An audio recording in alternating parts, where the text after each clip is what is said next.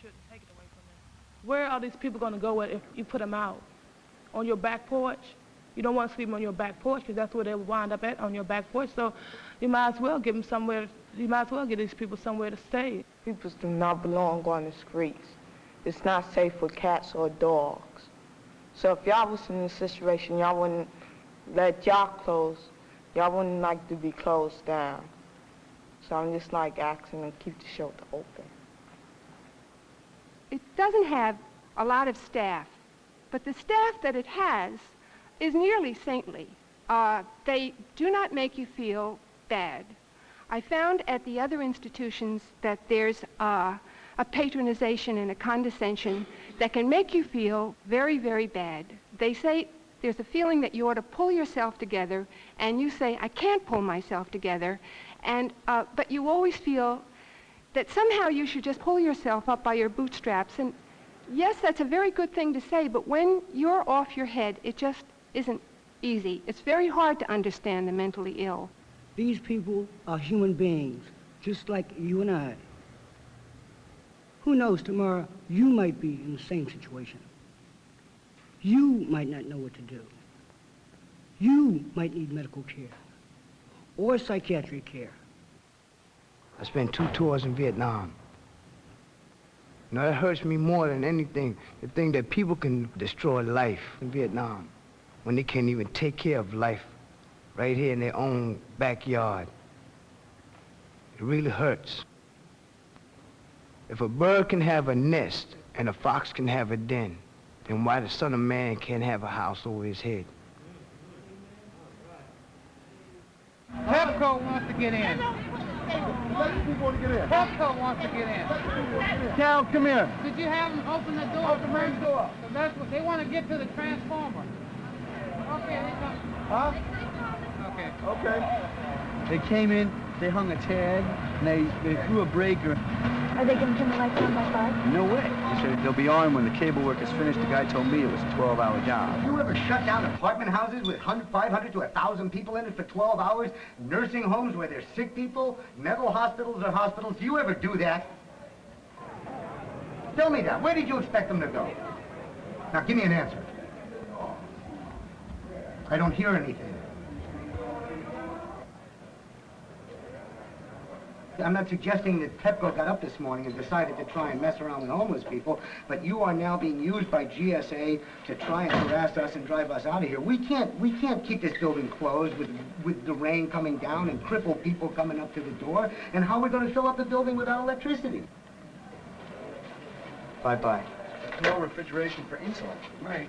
The diabetics. They have insulin in the building. Now we can't even refrigerate the damn stuff.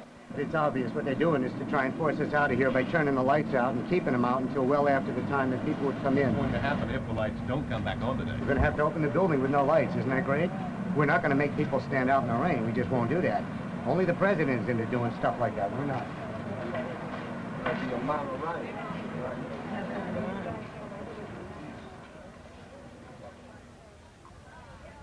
In the next court ruling, the district judge reaffirmed that the federal government could close the shelter if an alternative site had been found. The government immediately announced its arrangement to fund another group, the D.C. Coalition for the Homeless, to operate a new shelter 10 miles away in Anacostia, the poorest section of D.C.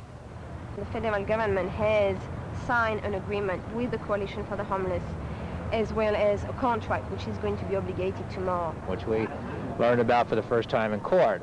Apparently the federal defendants believe that by giving the D.C. Coalition this $2.7 million for some federal buildings, that they can justify reneging on the commitment that the president made. It's clearly, you know, a case of where we're at, a block away from the Capitol, right behind very desirable property for the Hyatt Regency Hotel. They obviously don't want, you know, 700, 800 homeless people right in the heart of downtown Washington, D.C. We're in the heart of town where everything is, and we can get food stamps and other things to help us.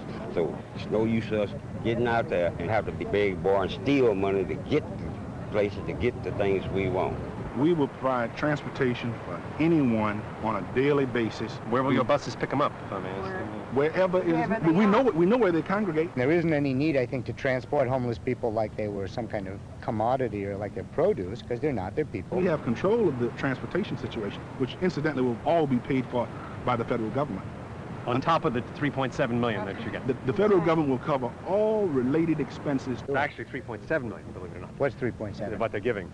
Oh, that's good. That, in fact, That's there's nice. another $1 million. There's Hey, look at 2.7 that. from Actually- yours, plus another $1 million from elderly, at least according to the press release. Oh, well, that's And good. in fact, They've there's identified another another source of funds for us. That's very appreciated.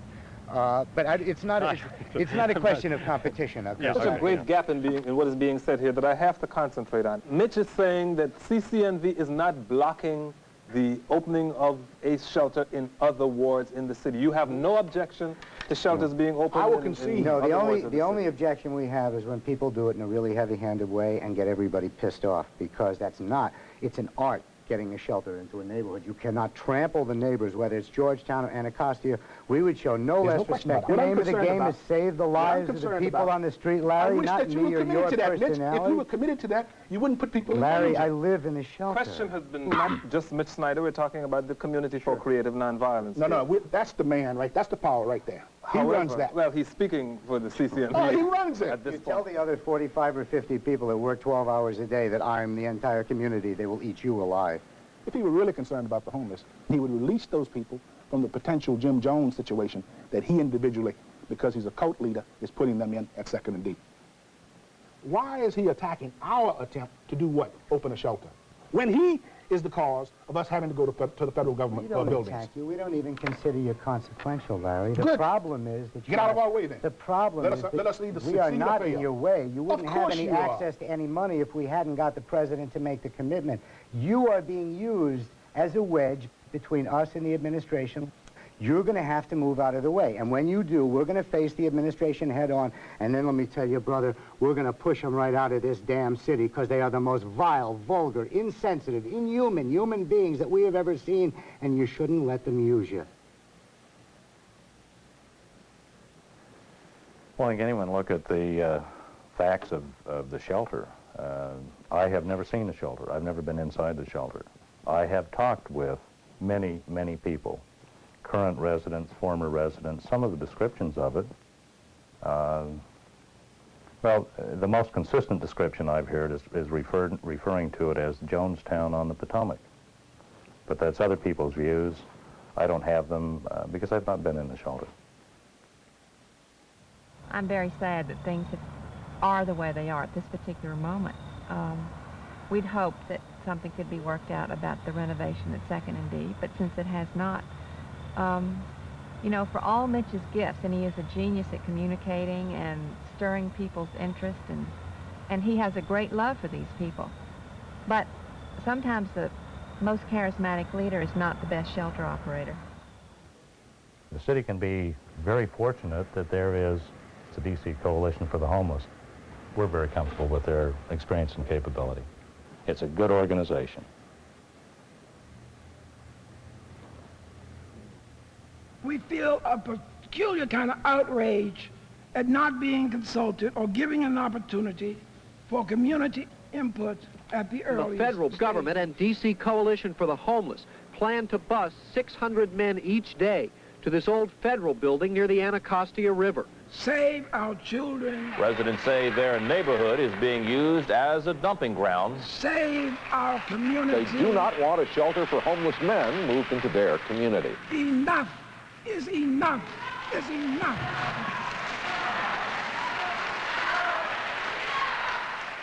I resent the fact that they say we don't want to deal with problems. We already have the highest rate of unemployment. We already have the highest amount of food stamp recipients. We already are feeding the hungry, the needy, the helpless. Why are you putting this burden on us again? We don't need it. Hell no, we won't go. Hell no, we won't go. We're not because we're not wanted.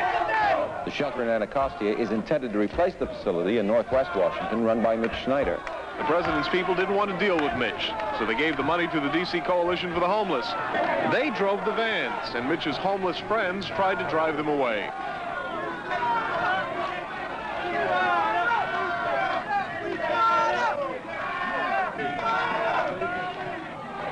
Why aren't more people going? It's our home, and I'm gonna stay right here. I'm not going anywhere, and we're not going anywhere. We'll stay here and die first.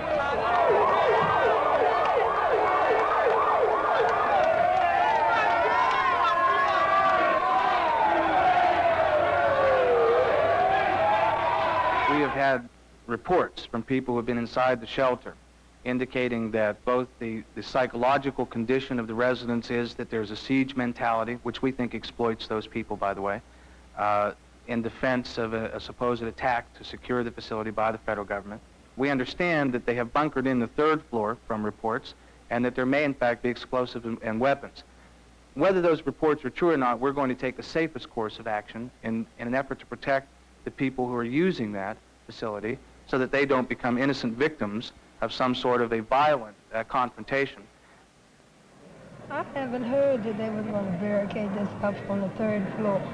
So you can't play the newspaper any attention because they're trying to sell papers. Oh, no, it's going to be nonviolent all the time, you know. We ain't going to never be violent.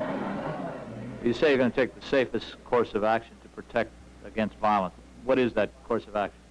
We will provide an alternative facility at the Anacostia site. We will provide transportation readily accessible by the homeless population that currently use 2nd and D Street. We will have an appropriate transition time where people will see that our commitment is real to provide service to them, and what they're being told by the present operators of the 2nd D Street shelter facility simply doesn't measure up to the truth. So you don't have any plans to try to shut down that facility? At the conclusion of the transition period, the federal government will secure the building. We will not allow it to be used as a homeless facility.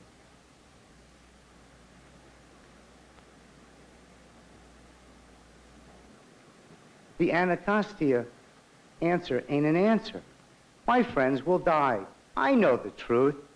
I know that if that shelter shuts down as rotten as it is, hundreds and hundreds of people will go back to the streets. I know that I will have to claim their bodies. No one else. I know that I'm going to have to see feet cut off and hands lying there next to the person because they had to cut them off because they froze, because people didn't care enough to pay attention to the details. If it was this building for which renovation was being discussed, you all would be all over the process. You would want to look at the architect's plans. You would want to know that it was done right. If it was the White House they were redecorating or renovating or moving, you bet your bottom dollar it would go someplace dirty and safe. But it's not. It's just a bunch of poor folks. So put them anywhere, whether it's appropriate or not, but they won't go anywhere, and they will die. And nobody bothered to ask them because nobody really cared about them. Not in the federal government at any rate. They obviously don't, because the plan they put together is guaranteed to kill some of these folks. So that's why we fight for a flea-bitten, run-down, rat-infested place, because it's better than nothing, and the alternative is nothing, and all the bullcrap about buses and services for 30 days is just a cover and a front for a broken promise and for an unwillingness to deal with a national crisis. And what's being played out by this administration is being played out in the hearts and minds of everyone in this nation, saying, keep those people away. I can't stand to look at them. They make me frightened and they make me uncomfortable because they make me think of me.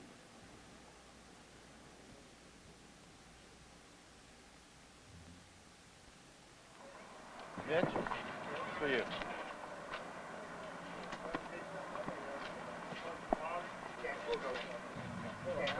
What's it say? Get out of here. That's what it says. Explain the notice for you. No, we already know what the notice means. Okay. We know exactly what the government's doing. I'm just no secret. And if we can be of any assistance. Well, I will. Actually, the only assistance would be to stop the government from trying to throw 650 people out in the street. I understand what you're saying. Okay. But we also had it done in Spanish. We had it done in Spanish. Okay, everybody understands what the situation is. Okay. Everybody gonna be out. You gonna be out too. cracker boy. They have nowhere to go. Given that winter is approaching, as is Christmas, as is a weekend of cold, that the timing is probably about as inhuman as it's possible to get.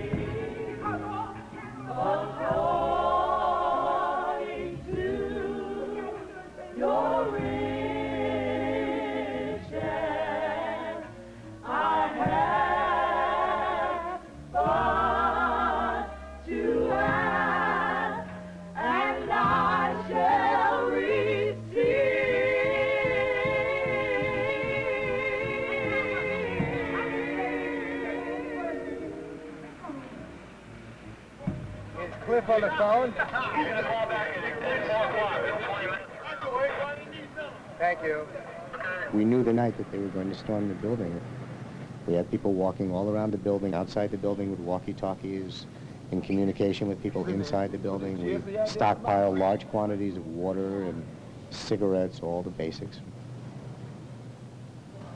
It was a long night. We were as prepared as we could be, and we just waited.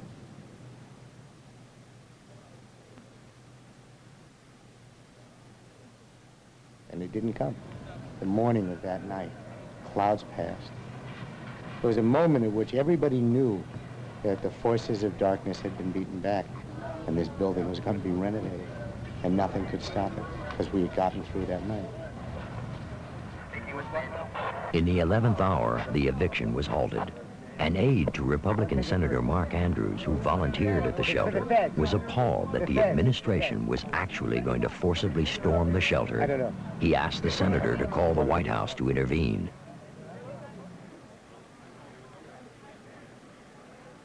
The city is prepared. President Reagan decided against evictions at the shelter, and Washington, D.C.'s Mayor Marion Barry, who had been waiting for the federal government to act, contributed funds to carry them through the winter.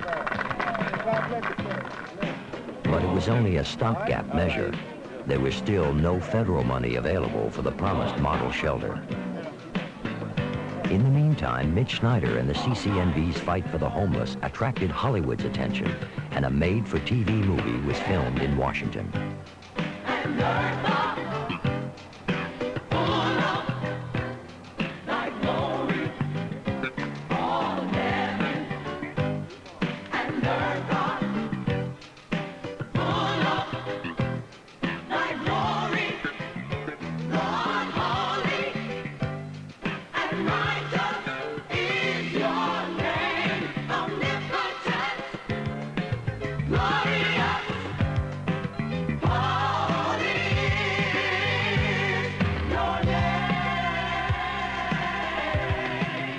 He asked me one question.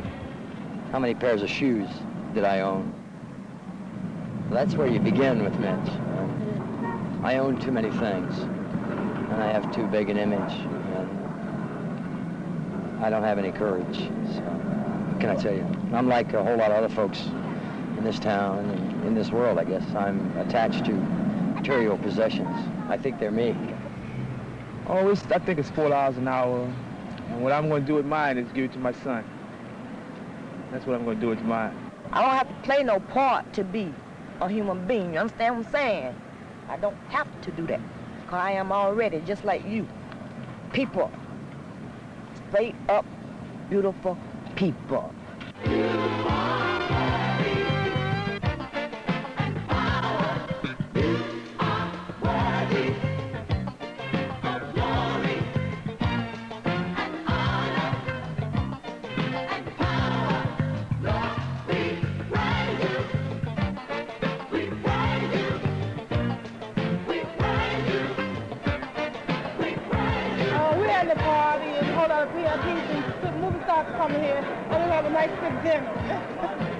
This is the most unusual reception I have been I was in different capitals of the world, you know, in London and Paris and in everywhere, you know, and that's for the first time I see two classes meeting, you know. That's very interesting.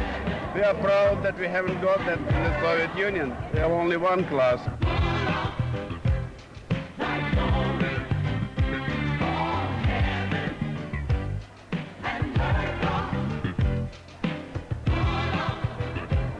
Now, we invited the folks from the White House because we wanted to say thank you for the fact that they didn't evict us. But it would also have been a good time to remind them that President Reagan promised to renovate this building and turn it into a model shelter. And if that promise were made to anybody other than a group of homeless people, if that promise were made to terrorists in the Middle East, that promise would be kept. But because it's been made to us, it hasn't yet been kept.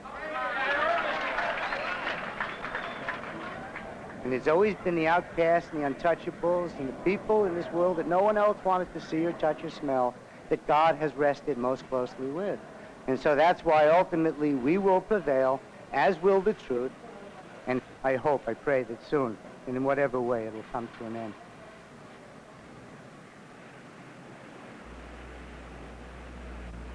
The CCNV continued its struggle for the model shelter. The government still did not respond. Snyder went on 2 more hunger strikes before federal officials finally capitulated and promised $5 million for the shelter.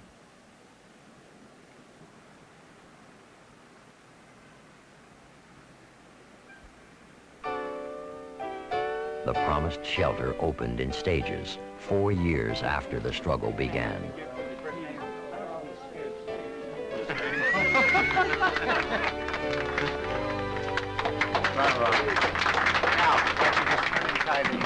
Three, two, one. D.C. Mayor Barry, Senator Mark Hatfield, and homeless advocate Mitch Snyder used an old pair of hedge clippers to snip a ribbon officially opening the Phase 1 renovation of the shelter, thanks to $6.5 million from Congress and contributions from various companies. 2 floors on the south side of the dilapidated building have now been completely redone, and the air is still thick with a smell of fresh paint. Hey, I know this elevator don't work. I need to see it. Let me. Oh, it worked too. It's gonna be working. They're gonna have an elevator.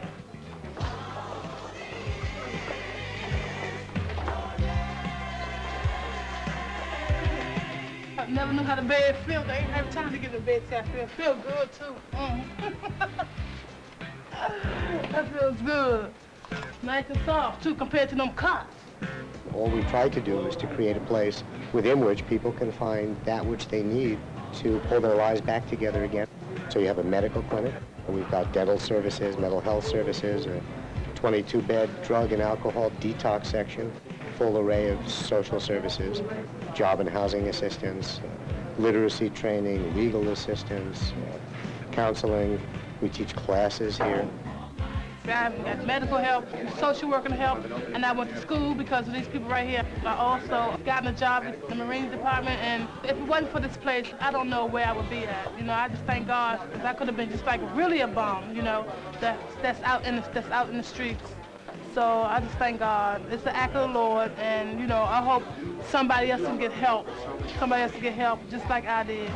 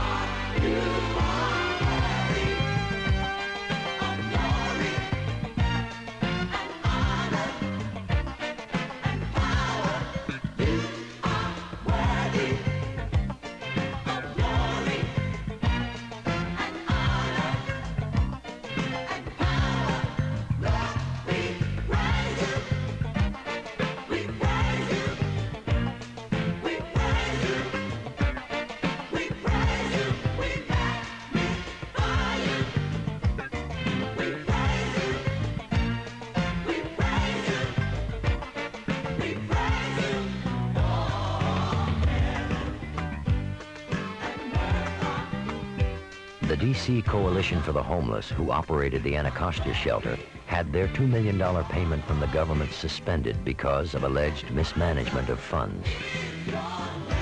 Former HHS official C. McLean Haddow pleaded guilty to kickback charges on a completely unrelated matter and was sentenced to prison. And Granny, bless her soul, suddenly disappeared. Some say she was last seen going to Richmond in a white Cadillac. This shelter survives, but for millions of homeless across America, there is no relief, and their numbers continue to grow.